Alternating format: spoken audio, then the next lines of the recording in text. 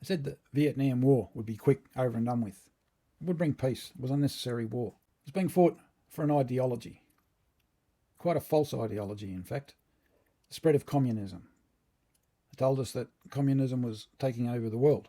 The idea was to stop the spread of communism, invade Vietnam, shore it all up.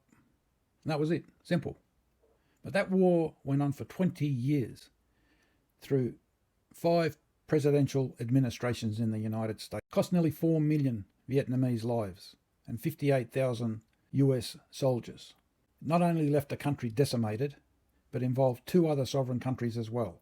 Both Laos and Cambodia were illegally, heavily bombed by the United States during that war. In fact, Laos still remains as the record holder per capita for the most heavily bombed country in history. Think about that. Millions of unexploded ordnance still remain buried in the soil of Laos to this day. In fact, 50 years later, they are still randomly exploding and killing people. Long after the war ended, for generations in fact, there were displaced Vietnamese seeking a new home. The world had a new problem: boat people, a refugee crisis. Today, in Iran, Donald Trump has stirred up a Pandora's box of issues that I don't even think he realises how long-lasting and how many repercussions this is going to have in the long term. This is a global issue. We're already feeling the pinch at the petrol pump, and that's just the beginning. This war is being fought illegally. Israel and the United States decided they would bomb a sovereign country on the pretext to protect the world from nuclear destruction. There is no evidence Iran was building nuclear weapons or that they were planning to bomb anyone. In fact, they were conducting peace talks with America when this all started. Another point I'd like to make: this war does not remain within the borders of Iran alone. As you can all see on the news daily, many other countries have become involved, either directly or indirectly. Bahrain, Yemen, Qatar, the United Arab Emirates and Saudi Arabia have all suffered bombings. The Straits of Hormuz have been blocked. Oil is not flowing. Not only is oil not flowing, but shipping containers are struggling to maintain their routes.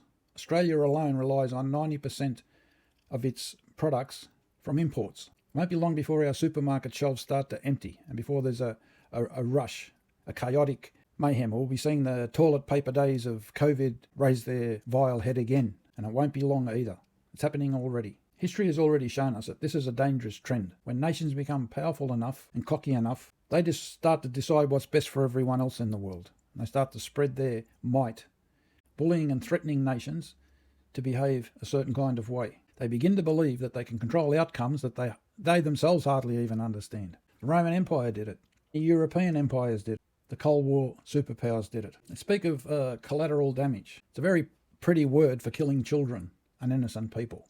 Schools are being bombed. Parents are burying their babies unnecessarily. These are crimes.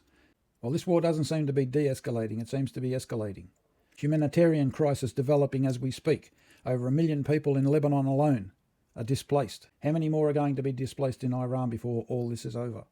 We are going to have a massive refugee crisis on our hands, globally. At a time when global economies are strained, it would be interesting to see who's going to be able to open their doors and help these refugees resettle. Even after this war ends, there's going to be a lot of animosity, a lot of hatred brewing and stewing. People will be preparing for the next war.